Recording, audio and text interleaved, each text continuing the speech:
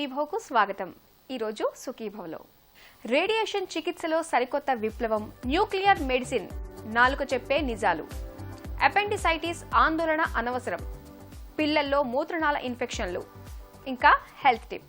Cancer సర్జరీలో chemo, radiation, surgery అనే 3 చికిత్సా విధానాలు ఉన్న సంగతి మనకు తెలిసిందే. ఈ 3 చికిత్సా విధానాల్లోనూ ఎప్పటికప్పుడు కొత్త కొత్త ఆవిష్కరణలు మన ముందుకొస్తూనే ఉన్నాయి. రేడియేషన్ థెరపీలో ఇటీవలి కాలంలో న్యూక్లియర్ మెడిసిన్ అనే కొత్త ఆవిష్కరణ మన ముందుకొచ్చింది. థైరాయిడ్ క్యాన్సర్లు, ఎముకల్లో వచ్చే క్యాన్సర్లు, ఇంకా న్యూరో ఎండోక్రైన్ క్యాన్సర్లకు చికిత్స చేయడంలో న్యూక్లియర్ మెడిసిన్ బాగా ఉపయుక్తంగా ఉంటుంది.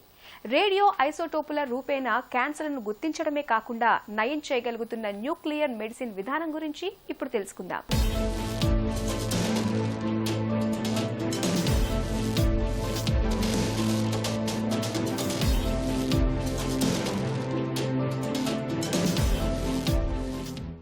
ఎక్స్రే, అల్ట్రాసౌండ్, ఎండోస్కోపీ ఇలాంటి పరీక్షల గురించి మనకు చాలా కాలంగానే తెలుసు. ఆ తర్వాత సిటీ స్కాన్, ఎంఆర్ఐ స్కాన్ లాంటివి అందుబాటులోకి వచ్చాయి. ఆ తర్వాత కొన్ని రకాల టెస్టులే చికిత్సా పద్ధతులుగా కూడా అందుబాటులోకి వచ్చాయి. యాంజియోగ్రామ్ను గుండె రక్తనాళాల్లో బ్లాకులను కనిపెట్టడానికి, ఆ బ్లాకులను తొలగించడానికి అదే పద్ధతిలోనే యాంజియోప్లాస్టీ చేస్తారు. అలాగే రేడియాలజీలో కొన్ని పరీక్షా పద్ధతుల్ని చికిత్సా విధానాలుగా కూడా వాడతారు. మరీ ముఖ్యంగా ఈ మధ్యకాలంలో న్యూక్లియర్ మెడిసిన్ అనే విభాగం అందుబాటులోకి రావడంతో రకరకాల క్యాన్సర్లను గుర్తించడంతో పాటే వాటికి చికిత్సా విధానంగా కూడా ఈ న్యూక్లియర్ మెడిసిన్ పద్ధతిని వాడుతున్నారు. ముఖ్యంగా రేడియో ఐసోటోప్ థెరపీస్ థైరాయిడ్ క్యాన్సర్లో ఎక్కువగా వాడుతుంటారు. దీనికి అయోడిన్ 131 లేదా రేడియో అయోడిన్ థెరపీ అని చెప్పేసి అని అంటారు. సో అయోడిన్ అనేది దాని న్యాచురల్ ప్రాపర్టీ ఏంటి అంటే, అయోడిన్ మనం తీసుకుంటే ఆహార పదార్థాల్లో కానీ ఎలాగైనా తీసుకున్నప్పుడు అది థైరాయిడ్లో ఎక్కువగా వెళ్ళి చేరుకుంటుంది. సో మనం రేడియో యాక్టివ్ అయోడిన్ లేదా అయోడిన్ 131 ఇచ్చినప్పుడు అది కూడా థైరాయిడ్లో వెళ్ళి చేరుకుంటుంది. దీని ద్వారా, ఎందుకంటే రేడియో అయోడిన్ నుంచి బీటా రేస్ వస్తుంటాయి కాబట్టి దాన్ని వాడి థైరాయిడ్కి సంబంధించిన ఏమైనా డిసీజెస్ ఉన్నప్పుడు ట్రీట్ చేయడానికి కుదురుతుంది. గ్రేవ్స్ డిసీజ్ లేదా హైపర్ థైరాయిడిజం అంటారు. అంటే థైరాయిడ్ ఎక్కువ పనిచేయడం, థైరాయిడ్ గ్లాండ్ సైజ్ బాగా పెరిగి ఎక్కువ పనిచేస్తున్నప్పుడు అప్పుడు కూడా ఈ రేడియో అయోడిన్ థెరపీ అనేది ఇస్తూ ఉంటారు. అది కాకుండా థైరాయిడ్ క్యాన్సర్లో కూడా రేడియో అయోడిన్ థెరపీ చాలా ముఖ్యమైన పాత్ర వహిస్తుంది. ఇందులో థైరాయిడ్ క్యాన్సర్ ఉన్న వాళ్ళలో మొదటిగా థైరాయిడ్ ఆపరేషన్ చేసి పూర్తిగా థైరాయిడ్ గ్లాండ్ని తీసేస్తారు. తీసేసిన తర్వాత ఆ క్యాన్సర్ మళ్ళీ తిరిగి రాకుండా ఉండటానికి, లేదా పేషెంట్ రెగ్యులర్గా ఫాలోఅప్లో వస్తున్నప్పుడు బ్లడ్ టెస్ట్ చెకప్ చేసుకోవడానికి ఉపయోగకరంగా ఉండేటట్టుగా రేడియో అయోడిన్ థెరపీని ఇస్తుంటారు. సో రేడియో అయోడిన్ థెరపీ, దాన్ని రెమినెంట్ అబ్లేషన్ అంటారు. ఆ రెమినెంట్ అబ్లేషన్ అంటే థైరాయిడ్ గ్లాండ్ తీసేసిన తర్వాత శరీరంలో మిగిలిపోయిన కొద్దిపాటు థైరాయిడ్ టిష్యూని కూడా పూర్తిగా ఈ రేడియో అయోడిన్ ద్వారా నష్టం చేయడం అన్నమాట. సో ఈ రెమినెంట్ అబ్లేషన్ చేసిన తర్వాత పేషెంట్స్కి థైరాయిడ్ క్యాన్సర్ తిరిగి వచ్చే అవకాశాలు తగ్గుతాయి. కొంతమందికి ఆల్రెడీ థైరాయిడ్ క్యాన్సర్ లింఫ్ నోడ్స్లో కానీ శరీరంలో వేరే భాగాల్లో కానీ స్ప్రెడ్ అయినప్పుడు వాటిని ట్రీట్ చేయడానికి కూడా రేడియో అయోడిన్ థెరపీ వాడుతూ ఉంటారు. ఈ radio iodine therapy thyroid cancer ఉన్న వాళ్ళలో చిన్నపిల్లల నుంచి 10 ఏళ్ళ నుంచి పెద్ద వయసు ఉన్న వాళ్ళకు అందరికీ ఇవ్వడానికి కుదురుతుంది. దీనివల్ల సైడ్ ఎఫెక్ట్స్ చాలా తక్కువగా ఉంటాయి. కీమోథెరపీకి ఉన్నట్టుగా జుట్టు రాలిపోవడం కానీ, లేకుంటే బ్లడ్ సెల్స్ మీద ఎఫెక్ట్స్ ఉండడం కానీ అటువంటివి సైడ్ ఎఫెక్ట్స్ ఏమీ ఉండవు. ఎందుకంటే ఈ అయోడిన్ అనేది స్పెసిఫిక్గా ఎక్కడైతే థైరాయిడ్ క్యాన్సర్ ఉందో అక్కడికి మాత్రమే వెళ్ళి అక్కడ రేడియేషన్ ఇవ్వడం అనేది జరుగుతూ ఉంటుంది. లింఫ్ నోడ్ స్ప్రెడ్ అయినా కానీ, లంగ్లో స్ప్రెడ్ అయినా, బోన్స్లో స్ప్రెడ్ అయినా కానీ ఈ థైరాయిడ్ క్యాన్సర్లో రేడియో అయోడిన్ థెరపీ ఇవ్వడం వల్ల వాటిని కంట్రోల్ చేసి తగ్గించడానికి వీలవుతుంది. క్యాన్సర్లకు సర్జరీ, కీమోథెరపీ, రేడియేషన్ అనే 3 ప్రధాన చికిత్సలున్నాయి. రేడియేషన్ చికిత్సలోనే ఇటీవలి కాలంలో కొత్త పద్ధతులు అందుబాటులోకి వస్తున్నాయి. రేడియాలజీలో ఉన్న సౌలభ్యం ఏమిటంటే, కొన్ని రకాల క్యాన్సర్లను గుర్తించడమే కాకుండా వాటికి చికిత్సను కూడా ఇదే పద్ధతిలో చేయవచ్చు. రేడియాలజీలో వచ్చిన న్యూక్లియర్ మెడిసిన్ ద్వారా థైరాయిడ్ క్యాన్సర్ లాంటి వాటిని నయం చేస్తారు. ఎముకల్లో వచ్చే క్యాన్సర్లను గుర్తించి నయం చేయడంలో కూడా న్యూక్లియర్ మెడిసిన్ విభాగమైన రేడియో ఐసోటోప్ వాడి చికిత్స చేస్తారు. కొన్ని రకాల న్యూరో ఎండోక్రైన్ కణితుల్లో కూడా ఈ న్యూక్లియర్ మెడిసిన్ చక్కగా పనిచేస్తుంది. బ్రెస్ట్ క్యాన్సర్ లేదా ప్రాస్టేట్ క్యాన్సర్ లేదా లంగ్ క్యాన్సర్ ఉన్న వాళ్ళకి స్టేజ్ 4 డిసీజ్ ఒకవేళ ఎముకల్లోకి, బోన్స్లోకి స్ప్రెడ్ అయితే అటువంటి పేషెంట్స్కి ఈ బోన్స్లో చాలా పెయిన్ ఉండడం అనేది జరుగుతుంటుంది. సో ఆ పెయిన్ తగ్గించడానికి రేడియో ఐసోటోప్స్ ఇవ్వడం అనేది జరుగుతుంది. ఆ రేడియో ఐసోటోప్స్ మళ్ళీ సేమ్ ఎక్కడైతే డిసీజ్ ఉంటుందో అటువంటి చోటు చేరుకొని అక్కడ మినిమల్ రేడియేషన్ ఇవ్వటం వల్ల పెయిన్ని తగ్గించడం అనేది జరుగుతుంది. నొప్పిని కంట్రోల్ చేయడానికి ఒక పద్ధతి. టాబ్లెట్స్, ఓపియాయిడ్స్ అవన్నీ కాకుండా ఇది కూడా వాడుతూ ఉంటారు. ఇది రెండో type of treatment, that is bone pain palliation. Cancer పేషెంట్స్లో మనము రేడియో ఐసోటోప్స్ ద్వారా చేస్తుంటాం. దీనికి సమీరియం ఈడిటిఎంపి లేదా లుటీషియం ఈడిటిఎంపి లేదా స్ట్రాన్షియం ఇటువంటివి వాడుతుంటాం, లేదా ఫాస్ఫరస్. ఇది second type of treatment. Next third type of treatment ఏంటి అంటే రేడియో ఐసోటోప్స్ ద్వారా పిఆర్ఆర్టీ అంటారు. ఇది చాలా ఆధునికమైన పద్ధతి. పిఆర్ఆర్టీ అంటే పెప్టైడ్ రిసెప్టార్ రేడియోన్యూక్లియిడ్ థెరపీ. ఇది న్యూరోఎండోక్రైన్ ట్యూమర్స్ అని ఒక పర్టికులర్ టైప్ ఆఫ్ క్యాన్సర్లో మాత్రం వాడతారు దీన్ని. ఈ న్యూరోఎండోక్రైన్ ట్యూమర్స్ వేరే క్యాన్సర్స్తో పోలిస్తే వీటి బిహేవియర్ కానీ డిఫరెంట్గా ఉంటుంది. కొద్దిగా అంత ఫాస్ట్ కాకుండా స్లోగా పెరిగేటటువంటి క్యాన్సర్ ఇది. కానీ చాలా మటుకు ఇది డిటెక్ట్ అయిన పేషెంట్స్లో ఇది స్టేజ్ 4లోనే ఐడెంటిఫై అవుతుంది అనమాట. సో ఈ పేషెంట్స్లో కీమోథెరపీకి, ఆపరేషన్కి, రేడియోథెరపీకి ఎక్కువ రోల్ లేవు. వాటికి దేనికి ఈ జబ్బు రెస్పాండ్ అవ్వదు. సో ఇటువంటి పేషెంట్స్లో మనం రేడియో ఐసోటోప్ థెరపీ అనేది చాలా యూస్ఫుల్గా ఉంటుంది. అదే రకంగా ఈ లుటీషియం వాడి ప్రాస్టేట్ క్యాన్సర్లో స్టేజ్ 4 ఉన్న పేషెంట్స్ వాళ్ళలో కూడా ప్రాస్టేట్ క్యాన్సర్ని ట్రీట్ చేయడానికి వీలు పడుతుంది.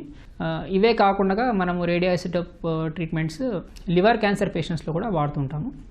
ఇంకా లింఫోమా కండిషన్స్లో కూడా ఈ రేడియో ఐసోటోప్ ట్రీట్మెంట్స్ మనం వాడుతుంటాము. సంప్రదాయబద్ధమైన సర్జరీ, కీమో, రేడియేషన్లకు భిన్నంగా రేడియో ఐసోటోప్స్ వాడి థైరాయిడ్, ఎముకలకు వచ్చే క్యాన్సర్లు, న్యూరో ఎండోక్రైన్ క్యాన్సర్లను నయం చేయవచ్చు. రేడియేషన్ చికిత్సలో సరికొత్త విప్లవం, క్యాన్సర్లపై బ్రహ్మాస్త్రాల్లాంటి న్యూక్లియర్ మెడిసిన్ విధానం గురించిన పూర్తి వివరాలను తెలుసుకుందాం కదా. నాలుకంటే కేవలం రుచిని చెప్పడానికి, నమలడానికి, మాట్లాడడానికి మాత్రమే పనికొస్తుందని అనుకుంటాం. కానీ నాలుక చెప్పే విషయాలు చాలానే ఉన్నాయి. ముఖ్యంగా నాలుక మన ఆరోగ్యానికి కేర్ ఆఫ్ అడ్రస్ లాంటిది.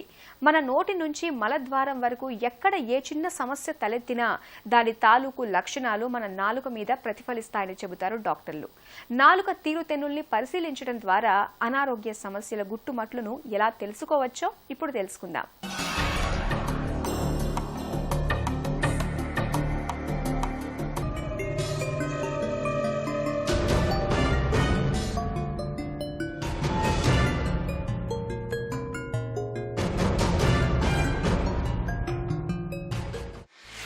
తుమ్మినప్పుడు, దగ్గినప్పుడు ముక్కుకు, నోటికి తప్పనిసరిగా చేతి రుమాలు అడ్డం పెట్టుకోవాలి. జలుబు, ఫ్లూ లక్షణాలు గలవారికి దూరంగా ఉండాలి. ఇంట్లో ఎవరైనా జలుబు, దగ్గుతో బాధపడుతున్నప్పుడు వారు వాడుతున్న వస్తువుల్ని తాకకుండా తగిన జాగ్రత్తలు తీసుకోవాలి. కరోనా వైరస్ను తప్పించుకోవడానికి తరచూ చేతులను సబ్బుతో శుభ్రంగా కడుక్కుంటూ ఉండాలి. సబ్బులు, ఆల్కహాల్తో కూడిన శానిటైజర్లను వాడితే మేలు. అలాంటివి లేకపోయినా కనీసం గంటకోసారి నీళ్లతో చేతుల్ని శుభ్రంగా కడుక్కోవాలి. కరచాలనం వద్దు, నమస్కారమే ముద్దు. షేక్ హ్యాండ్ ఇవ్వడానికి బదులుగా నమస్కారం పెట్టడం వల్ల వైరస్ మనకు సోకే అవకాశాలు తగ్గుతాయి. కరోనా వైరస్ మన చేతులకు అంటుకున్నా ప్రమాదం ఉండదు. అయితే చేతులతో కళ్ళు, ముక్కును నులుముకోకూడదు. ఇలా చేస్తే వైరస్ సోకే ప్రమాదం ఉంటుంది. టాయిలెట్ సీట్లు, కుళాయిలు, బాత్రూమ్ డోర్లపైన వైరస్ ఎక్కువ గంటలు సజీవంగా ఉండే అవకాశం ఉంది. కాబట్టి టాయిలెట్కు వెళ్లి వచ్చిన తరువాత చేతుల్ని శుభ్రంగా కడుక్కోవాలి. మాంసం, గుడ్లను బాగా ఉడికిన తర్వాతే తినాలి. జలుబు, దగ్గు, జ్వరం, ఛాతీలో నొప్పి, ఆయాసం వంటి లక్షణాలు కనిపిస్తున్నప్పుడు ఆలస్యం చేయకుండా వెంటనే డాక్టర్ని సంప్రదించాలి. అపెండిసైటిస్ అంటే మనందరికీ భయమే. మామూలు భయం కాదు. 24 గంటల లోపల ఆపరేషన్ చేయించుకోకపోతే ప్రాణాలే పోతాయని భయపడతారు మనలో చాలా మంది. అసలు ఏమిటి అపెండిసైటిస్ కదా? నిజానికి అపెండిసైటిస్ గురించి ఇవాళ మనం అంతగా ఆందోళన చెందాల్సిన పని లేదు. అనుమానిత లక్షణాలను ముందుగానే పసిగట్టి సత్వరమే తగిన చికిత్స తీసుకోవటం ద్వారా ఉండుక గండాన్ని తేలిగ్గానే గట్టెక్కచ్చు. అపెండిసైటిస్ గురించిన పూర్తి వివరాలని ఇప్పుడు తెలుసుకుందాం. చిన్న పేగుకి పెద్ద పేగుకి జంక్షన్లో సీకమ్ అనే దగ్గర నుంచి ఈ అపెండిక్స్ అనేది బయటకు వస్తుంది జరుగుతుంది. అపెండిక్స్ అనేది బేసికలీ వెస్టిజియల్ ఆర్గాన్ అనే చెప్పుకోవచ్చు. But most of the time ఏంటి అంటే లింఫాయిడ్ టిష్యూ చాలా ఎక్కువగా ఉండి ఇది ఒక రకంగా పోలీస్మెన్ ఆఫ్ ద బాడీ లాగా ఏదన్నా ఇన్ఫెక్షన్స్ వస్తే దాన్ని కంట్రోల్ చేస్తాం, ఇంటెస్టైన్లో ఇన్ఫెక్షన్స్ని కంట్రోల్ చేస్తానికి ఉపయోగపడుతుంది. అపెండిక్స్ అనేది ఒక హాలో ట్యూబ్. దాని లోపలికి ఏదైనా అబ్స్ట్రక్షన్, ఒక చిన్న రాయి కానీ, ఫీకోలిత్స్ అంటారు, అంటే స్టూల్ హార్డ్ అయిపోయి స్టోన్ లాగా ఫామ్ అయ్యి దానికి అబ్స్ట్రక్షన్ రావటం కానీ, సూపర్ యాడెడ్గా ఏదైనా బ్యాక్టీరియల్ ఇన్ఫెక్షన్ అక్కడ ఉండటం వల్ల ఈ అపెండిక్స్ అనేది ఉబ్బిపోవటం జరుగుతుంది. ఈ అపెండిక్స్ ఉబ్బిపోయినప్పుడు కొన్నిసార్లు మాత్రమే, అంటే 10 to 20% టైమ్స్లో ఇది పస్ ఫామ్ అయ్యి అది రప్చర్ అయ్యే అవకాశం ఉంటుంది. ఇది ఇలా పస్ ఫామ్ అయ్యి రప్చర్ అయితే ఇది ఇమీడియట్గా సర్జరీకి చెయ్యాలి. కాబట్టి ఎక్యూట్ అపెండిసైటిస్కి ఎమర్జెన్సీ సర్జరీ అనేది ఒక టార్చ్ ఉండేది. ఇప్పుడు లేటెస్ట్ గైడ్ లైన్స్ ఏంటి అంటే, ఎక్యూట్ అపెండిసైటిస్ వచ్చినప్పుడు కనుక యాంటీబయాటిక్స్, ఐవి యాంటీబయాటిక్స్, ఇంజెక్షన్ ద్వారా యాంటీబయాటిక్స్ ఇవ్వటం వల్ల ప్లస్ ఐవి ఫ్లూయిడ్స్ అవి సపోర్ట్ చేయటం వల్ల ఈ ఇన్ఫ్లమేషన్ అనేది, ఈ ఉబ్బుటం అనేది తగ్గితే వీళ్ళని మనం వితౌట్ ఏ సర్జరీ మేనేజ్ చేయొచ్చు అనేది new guide lines. Early diagnosis and early starting of antibiotics, అంటే ఎంత తొందరగా వీలైతే అంత తొందరగా ఇంజెక్షన్ ద్వారా యాంటీబయాటిక్స్ వెళ్తే most of the time surgery నుంచి మనం అంటే పోస్ట్పోన్ చేసుకోవచ్చు, కొన్నిసార్లు కంప్లీట్గా అవాయిడ్ చేసుకోవచ్చు సర్జరీని. మొదటగా లోవర్ అబ్డామిన్ అంటే కింద కడుపులో విపరీతమైన నొప్పి, ఇనీషియల్గా అది బొడ్డు చుట్టూతా ఉన్నట్టు అనిపిస్తుంది. నెమ్మదిగా రైట్ సైడ్ కుడి పక్కన లోవర్ అబ్డామిన్లోకి లోకలైజ్ అయిపోతుంది ఆ పెయిన్. ఇలా పెయిన్ ఉండి కొంతమందికి వాంతులు వచ్చే అవకాశం ఉంటుంది, కొంతమందికి విరోచనాలు వచ్చే అవకాశం ఉంటుంది. ఇలాంటి సిమ్టమ్స్ ఏదైనా సరే కడుపు నొప్పితో కలిసి వస్తే కనుక ఫస్ట్ అండ్ ఫార్మోస్ట్ ఇనీషియల్గా ఎక్యూట్ బ్యాక్టీరియల్ ఇన్ఫెక్షన్స్ కొన్ని ఎక్స్క్లూడ్ చేసుకున్నా కానీ ఎక్యూట్ అపెండిసైటిస్ అనేది మన మైండ్లో ఉండాలి. ఇది ఇనీషియల్గా ఎంత ఎర్లీగా వీలైతే అంత ఎర్లీగా డయాగ్నోస్ చేసుకుని యాంటీబయాటిక్స్ స్టార్ట్ చేస్తే సర్జరీ, ఎక్యూట్ అపెండిసైటిస్కి అవసరమైన సర్జరీని మనం ఐదర్ కంప్లీట్గా అవాయిడ్ చేసుకోవచ్చు, లేదంటే పోస్ట్పోన్ చేసుకోవచ్చు. కొన్నిసార్లు అపెండిక్స్ బాగా పస్ ఫామ్ అయిపోయి, అంటే చీము ఫామ్ అయిపోయి బర్స్ట్ అయ్యే అవకాశం ఉంటుంది. సో అపెండికులర్ యాప్సిస్ అంటారు. సివియర్గా నొప్పి ఉండగాని, ఫీవర్, జ్వరము ఇలాంటి అసోసియేట్ అయి ఉండగాని ఇమీడియట్గా సర్జరీ చేయాల్సిన అవసరం ఉంటుంది. ఎక్యూట్ అపెండిసైటిస్కి కాంప్లికేషన్స్ ఉన్నప్పుడు మాత్రం కంపల్సరీ సర్జరీకి వెళ్లాల్సిన అవసరం ఉంటుంది. పొట్టలో సునామీలా విరుచుకుపడుతూ మనిషిని మృత్యుముఖానికి తీసుకువెళ్లే అపెండిసైటిస్ ని ఎలా అనుమానించాలో, సకాలంలో సర్జరీ చేయించుకోవటం ద్వారా అపెండిసైటిస్ గండాన్ని ఎలా గట్టెక్కచ్చో తెలుసుకుందాం కదా.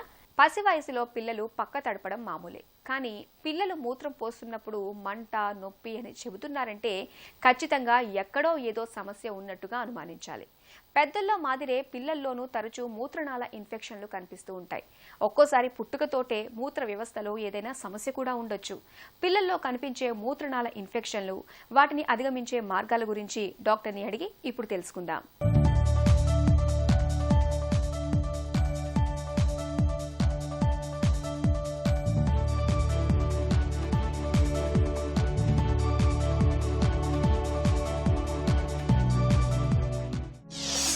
పిల్లల్లో మూత్ర ఇన్ఫెక్షన్లు ఎక్కడెక్కడ వస్తాయి? యూరినరీ ట్రాక్ ఇన్ఫెక్షన్ అంటే యూరిన్లో వచ్చే ఇన్ఫెక్షన్. ఆ ఇన్ఫెక్షన్ యూరిన్ బ్లాడర్లో రావచ్చు, కిడ్నీల వరకు పాకచ్చు. కిడ్నీల వరకు పాకితే దాన్ని పైలోనెఫ్రైటిస్ అంటాం. బ్లాడర్లో ఉంటే కనుక సిస్టైటిస్ అంటాం. ఇది పిల్లల్లో కామన్గా చూసే ఇన్ఫెక్షన్. మరి ఈ చిన్నపిల్లలు, పసిపిల్లలు, 6 నెలల కంటే తక్కువ పిల్లలు, 3 నెలల కంటే తక్కువ పిల్లల్లో ఇది కనుక్కోవడం కొంచెం కష్టం అవుతుంది. పిల్లల్లో కిడ్నీ ఇన్ఫెక్షన్ కామన్. మరీ చిన్న పిల్లలైతే, పసిపిల్లలు 1 సంవత్సరం కంటే తక్కువ, 6 నెలల కంటే తక్కువ ఉన్న పిల్లలకి నాన్ స్పెసిఫిక్గా ప్రెజెంట్ అవుతారు. జ్వరం ఎక్కువ ఉండటం, వాంతులు, విరోచనాలు ఉండటం, యాక్టివిటీ తగ్గిపోవటం, ఫీడింగ్ తగ్గిపోవడం, ఇవన్నీ నాన్ స్పెసిఫిక్గా ప్రెజెంట్ అవుతారు. కొంచెం వయసులో ఉన్న పెద్ద పిల్లలకి జ్వరం ఉండి వాళ్ళు యూరిన్ సరిగ్గా పాస్ చేయట్లని చెప్పుకునే పొజిషన్లో ఉంటారు, లేకపోతే తల్లిదండ్రులు చూసి ఐడెంటిఫై చేసే పొజిషన్లో ఉంటారు. పిల్లలు ఎక్కడ జ్వరం వస్తుంది, కారణం ఏంటో తెలియదు, దగ్గు లేదు, జలుబు లేదు, యూరిన్ ఇన్ఫెక్షన్ అయ్యే అవకాశం ఉంది, అది గుర్తుపెట్టుకోవాలి. పిల్లలు మూత్ర ఇన్ఫెక్షన్ల లక్షణాలు ఎలా ఉంటాయి? పిల్లలు యూరిన్ పాస్ చేయటం ఇబ్బందిగా ఉంటుంది, ఎక్కువ జ్వరం, విపరీతమైన జ్వరం ఉండొచ్చు, వీళ్ళకి వాంతులు, విరోచనాలు ఉండొచ్చు. లేకపోతే కొంచెం పెద్ద పిల్లలైతే యూరిన్ పాస్ చేసేటప్పుడు నొప్పి రావటం, మంటని ప్రజెంట్ చేయటము, లేకపోతే యూరిన్ పాస్ చేయలేకపోవటము, ఇట్లా రకరకాల సిమ్టమ్స్తో ప్రజెంట్ అవుతారు. వాళ్ళ వయసుకు తగ్గట్టుగా మరీ చిన్న పిల్లలైతే బయటికి ఏమీ కనిపించదు, దగ్గు కానీ జలుబు కానీ వేరేవేమీ ఉండవు, కానీ వీళ్ళ ఆహారం తీసుకోవడం తగ్గిపోతుంది, యాక్టివిటీ తగ్గిపోతుంది, ఎప్పుడు మజ్జుగా పడుకుని ఉంటారు పిల్లలు. ఇట్లాంటి ఇబ్బందులు ఏమన్నా ఉండి ఇన్ఫెక్షన్ ఎక్కడుందో తెలియదు అంటే యూరిన్ ట్రాక్ ఇన్ఫెక్షన్ అయ్యే అవకాశం ఉంది. అప్పర్ ట్రాక్ యూరిన్ ఇన్ఫెక్షన్ అంటే కిడ్నీలు ఎఫెక్ట్ అయినాయి, పైలోనెఫ్రైటిస్ అంటాం. సాధారణంగా ఇట్లా కిడ్నీలు ఎఫెక్ట్ అయినప్పుడు హై ఫీవర్ ఉంటుంది, చలి జ్వరంలాగా వణుకు వస్తుంది పిల్లలకి. తర్వాత వాంతులు విరోచనాలు ఉంటాయి. కిడ్నీలు ఉండే ప్లేస్ సాధారణంగా వెన్ను భాగంలో అటు right side left side kidney ఉన్న ఏరియాలో నొప్పి ఉండొచ్చు. అలాగే కింద లోవర్ ట్రాక్ ఇన్ఫెక్షన్ అంటే యూరినరీ బ్లాడర్ కానీ యూరెత్రాలో కానీ ఎఫెక్ట్ అయినప్పుడు. ఇందులో కూడా జ్వరం, అంత తీవ్రంగా చలి జ్వరం లేకపోయినా జ్వరం ఉంటుంది. వీళ్ళు యూరిన్ పాస్ చేయలేకపోతారు, డిక్రీజ్ ఫ్రీక్వెన్సీ అంటాం. నార్మల్గా యూరిన్ పాస్ చేసేదానికంటే తక్కువ పాస్ చేస్తారు. లేకపోతే ధార స్మూత్గా రాకుండా చుక్క చుక్క పట్టడం అట్లా, లేకపోతే యూరిన్లో స్మెల్ వస్తుందనో ఇట్లా రకరకాల విధాలుగా ప్రజెంట్ అవుతారు వాళ్ళు. దీన్ని ఎప్పుడైతే లోవర్ ట్రాక్ ఎఫెక్ట్ అయిందో దాన్ని సిస్టైటిస్ అంటాం. పిల్లల్లో మూత్ర ఇన్ఫెక్షన్లను ఎలా నిర్ధారిస్తారు? యూరినరీ ట్రాక్ ఇన్ఫెక్షన్ అది టెస్ట్ చేయించినప్పుడు మైక్రోస్కోప్లో చూడటమే కాకుండా యూరిన్ కల్చర్కి పంపిస్తే ఏ రకమైన ఇన్ఫెక్షన్ వచ్చింది, ఏ యాంటీబయాటిక్లకి అది లొంగుతుంది మనకు తెలుస్తుంది. దాన్ని బట్టి మనం ఫోకస్డ్గా ట్రీట్ చేసుకోవచ్చు. కొంచెం పెద్ద పిల్లలైతే వాళ్ళు నాకు యూరిన్ పాస్ చేస్తుంటే నొప్పిగా ఉందనో మంటగా ఉందనో లేకపోతే సరిగ్గా యూరిన్ రావట్లేదనో పేరెంట్స్ అయినా అబ్జర్వ్ చేయొచ్చు, లేకపోతే పిల్లలైనా వాళ్ళకి వాళ్ళు చెప్పచ్చు. కానీ మరీ చిన్నపిల్లలైతే ఇవి చెప్పే అవకాశం తక్కువ కాబట్టి ఓవరాల్గా ఫీడింగ్ తగ్గిపోయింది, మా బిడ్డ సరిగ్గా ఫీడింగ్ తీసుకోవట్లేదు, యూరిన్ సరిగ్గా పాస్ చేయట్లేదు, యాక్టివ్గా లేడు, ఇట్లాంటి ఏ ఇబ్బందులు ఉన్నా సరే యూరిన్ టెస్ట్ చేయించడం మంచిది. అల్ట్రాసౌండ్ స్కాన్ ఒకటి చేయిస్తాం, డిఎంఎస్ఏ అని ఒక స్కాన్ ఉంది అది చేయించాలి, ఎంసీయూజీ స్కాన్ ఒకటి ఉంది, అలాగే డిటిపి అని రకరకాల స్కాన్లు ఉన్నాయి. ఇబ్బంది ఏంటి, ఏ స్కాన్ చేస్తే ఆ ఇబ్బంది యొక్క కారణాలు మనకు తెలుస్తాయి. దీన్ని బట్టి మేము స్కాన్లు చూస్ చేసుకుంటాం. కొంతమందికి అన్ని స్కాన్లు చేయించాల్సిన అవసరం రావచ్చు, కొంతమందికి ఏదో ఒక స్కాన్తో మనకి కారణాలు తెలిసిపోవచ్చు. అది మనం క్లినిక్లో చూసుకుని ఫాలో అప్ చేసుకుని దానికి తగ్గట్టుగా ఆ స్కాన్ రిపోర్ట్లు పెట్టుకుని అక్కడి నుంచి ఫ్యూచర్లో ఒకవేళ పుటకతోనే కిడ్నీలో ప్రాబ్లం ఉండి పుడితే ఫ్యూచర్లో కిడ్నీ ఇన్ఫెక్షన్ వచ్చే రిస్క్ ఎంత ఉంది దాన్ని అసెస్ చేసి అవసరమైతే పీడియాట్రిక్ సర్జన్ కానీ యూరాలజిస్ట్ కానీ దాన్ని రివ్యూ చేసి కొన్ని కండిషన్స్ని ఆపరేట్ చేసి క్లియర్ చేసే అవకాశం ఉంది. పిల్లల్లో మూత్ర ఇన్ఫెక్షన్లకు చికిత్స ఎలా ఉంటుంది?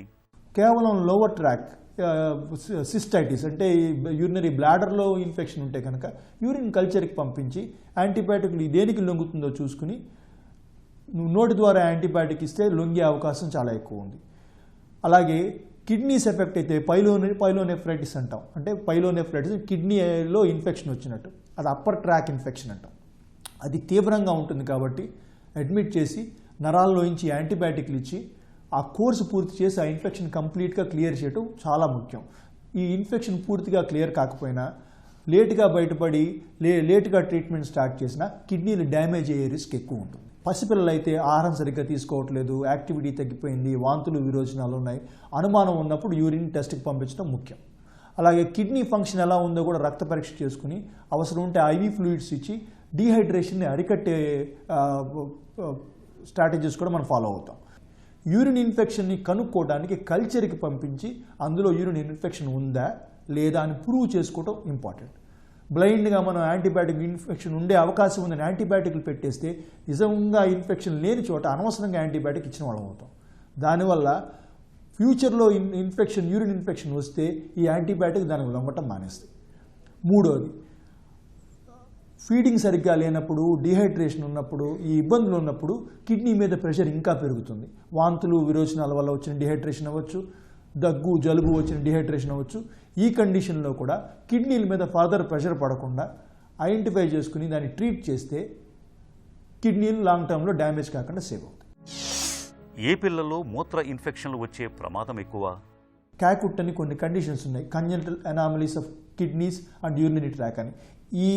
అంటే పుటకతోనే కిడ్నీల తయారీలో ఆ కిడ్నీ నుంచి వచ్చే యూరెటర్స్ కానీ బ్లాడర్లో తయారీలోనే ఇబ్బందులతో పుట్టిన పిల్లలకి ఈ ఇన్ఫెక్షన్లు వచ్చే రిస్క్ చాలా ఎక్కువ ఉంటుంది. అలాగే కొంతమంది పిల్లలు ఒకే కిడ్నీతో పుడతారు, వాళ్ళకి కిడ్నీలో వచ్చే ఇన్ఫెక్షన్ల రిస్క్ పెరుగుతుంది.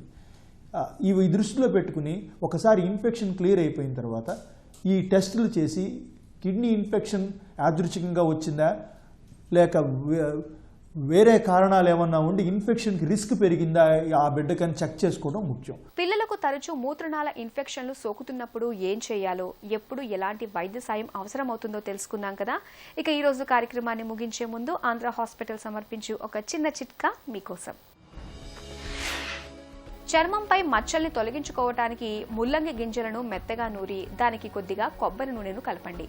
ఈ లేపనాన్ని నిత్యం మచ్చలపై పూస్తుంటే మచ్చలు క్రమేపీ తగ్గిపోతాయి. సుఖీభవ కార్యక్రమానికి సంబంధించిన మీ విలువైన సూచనలు, సలహాలని వెంటనే మాకు రాయండి. మా చిరునామా Sukhibhava, ETV, Ramoji film city, Hyderabad 501512 లేదా sukhibhava@etv.co.in కు మెయిల్ చేయండి.